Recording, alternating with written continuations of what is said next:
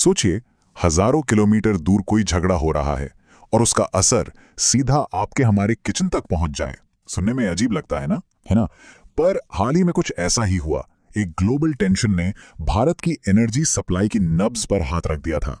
तो चलिए आज इसी कहानी में थोड़ा और गहराई से उतरते हैं और देखते हैं कि आखिर ये सब हुआ कैसे।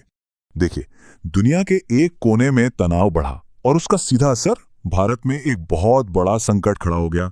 मतलब लड़ाई हो रही थी कहीं और, लेकिन खतरा यहां हमारे घरों के चूल्हे ठंडे पड़ने का मंडराने लगा था।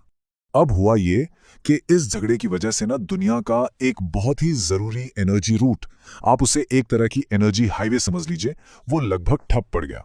और बस भारत आने वाली गैस की सप्लाई पर सीधी चोट पड़ी। पूरी की पूरी सप्लाई चेन में अचानक से ब्रेक लग गया और देश एक बड़ी मुश्किल में फंस गया।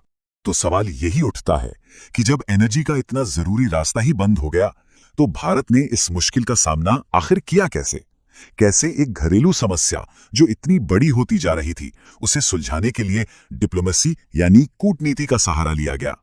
तो चलिए सबसे पहले यही समझते हैं कि इस ग्लोबल क्राइसिस की आंच भारत के घरों तक पहुंची कैसे, और असल में जमीन पर इसका असर क्या दिख रहा था। और असर देखिए हर तरफ दिख रहा था। हालात ऐसे बन गए कि रेस्टोरेंट्स को गैस की राशनिंग करनी पड़ गई। कुछ ने तो अपने मेन्यू से डिशेस तक हटा दी। जेएसडब्ल्यू स्टील जैसी बड़ी बड़ी फैक्ट्रियों तक को गैस की कमी खलने लगी थी। जो छोटे और मीडियम लेवल के बिजनेस थे, वो सरकार को चिट्ठियां लिख लिख कर अपनी चिंता जता रहे थे। और सबसे बड़ी बात, आम घरों में गैस सिलेंडर के लिए लोगों का इंतजार लंबा होता जा रहा था। जरा सोचिए उस सिचुएशन के बारे में जब पता ही ना हो कि अगला सिलेंडर कब आएगा। मतलब ये संकट हर लेवल पर महसूस हो रहा था। तो सवाल यह है कि इस पूरे संकट की जड़ आखिर थी क्या? चलिए अब मैप पर उस जगह पर चलते हैं जो भारत की एनर्जी सिक्योरिटी के लिए आप कह सकते हैं लाइफलाइन है। ये है स्ट्रेट ऑफ हॉर्मुज। ये दुनिया के एनर्जी ट्रेड के लिए एक लाइफलाइन जैसा है। सोचिए, एक पतला सा समुद्री रास्ता जहां से दुनिया का बहुत बड़ा हिस्सा तेल और गैस लेकर जाता है। और भारत के लिए तो ये और भी ज्यादा जरूरी है, क्योंकि हमारी जरूरत की ज्यादातर एलपीजी यहीं से आती है।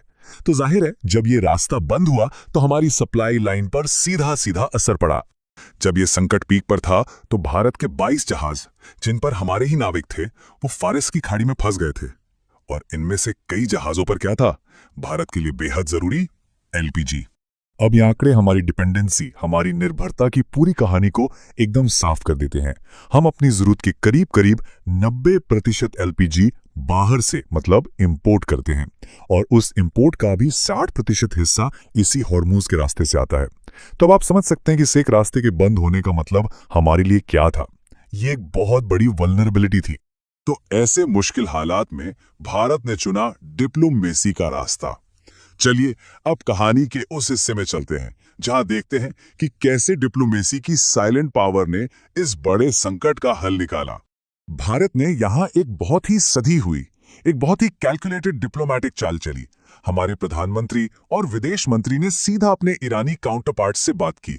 और सबसे जरूरी बात, भारत ने इस पूरे झगड़े में किसी का भी पक्ष नहीं लिया, अपना न्यूट्रल स्टैंस बनाए रखा। और यही न्यूट्रलिटी एक बहुत बड़ा स्ट्रेटेजिक मूव साबित हुई, जिसने बातचीत के दरवाजे खुले रखे।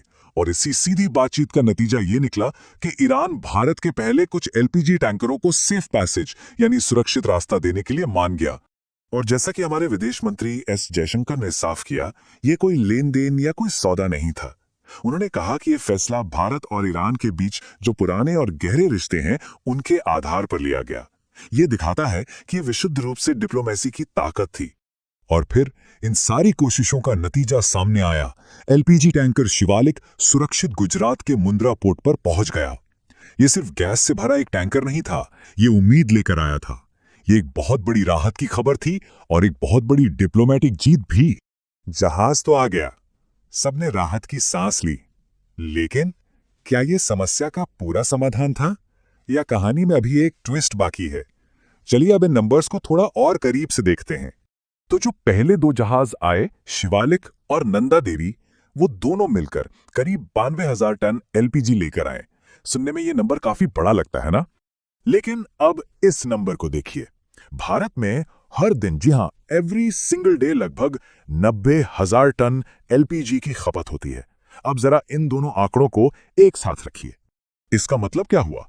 2 जहाज़ों से आई पूरी गैस देश की सिर्फ और सिर्फ 1 दिन की जरूरत पूरी कर सकती थी। हाँ, ये एक बड़ी कामयाबी थी, पर इसका मतलब ये नहीं था कि संकट टल गया है।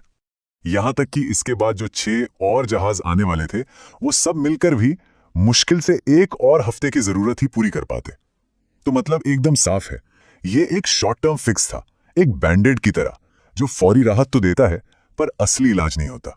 तो ये पूरी घटना असल में एक बहुत बड़ी और गहरी समस्या की तरफ इशारा करती है। ये सिर्फ एक सप्लाई प्रॉब्लम नहीं थी। चलिए अब उस असली एनर्जी चैलेंज को समझते हैं, जिसे इस संकट ने सबके सामने लाके रख दिया है।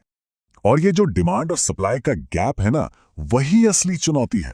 देखिए, एक तरफ उज्ज्वला जैसी बहुत ही सफल योजनाओं की वजह से देश में लाखों नए घरों में एलपीजी कनेक्शन पहुंचा।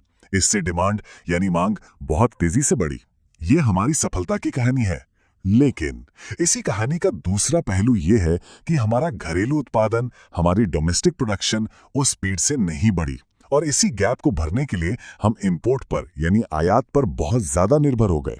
अब इस कमी को मैनेज करने के लिए सरकार जाहिर है कुछ कदम उठा रही है, जैसे घरों के लिए जो सिलेंडर हैं उनको प्रायोरिटाइज करना, और जो कमर्शियल यूजर्स हैं जैसे रेस्टोरेंट्स और फैक्ट्रीज, उनकी सप्लाई थोड़ी कम करना। लेकिन सच तो यह है कि ये सब एक तरह से आग बुझाने की कोशिशें हैं, जबकि असली जरूरत इस बात की है कि हम आग लगने से रोकने के तरीकों पर ध्यान दें। तो इस पूरे विश्लेषण का जो निचोड़ है, जो सबसे जरूरी बात है, वो ये है कि यह संकट सिर्फ एक बाहरी घटना नहीं थी। ये असल में भारत की एनर्जी सिक्योरिटी की एक बुनियादी कमजोरी की तरफ एक बहुत बड़ा अलार्म है। हमारी इंपोर्ट पर इतनी ज्यादा निर्भरता हमें इस तरह के ग्लोबल शॉक्स के लिए बहुत वल्नरेबल यानी संवेदनशील बना देती है। तो हाँ, डिप्लोमेसी की वजह से जहाज आ गए, फौरी राहत भी मिल गई, लेकिन ये पूरी घटना अपने पीछे एक बहुत बड़ा सवाल छोड़ जाती है। इस डिप्लोमेटिक जीत ने हमें सांस लेने का, सोचने का थोड़ा वक्त जरूर दिया है, लेकिन सवाल यह है कि क्या हम इस वक्त का सही इस्तेमाल करेंगे? क्या भारत अगले ऐसे किसी एनर्जी शॉक के लिए तैयार है?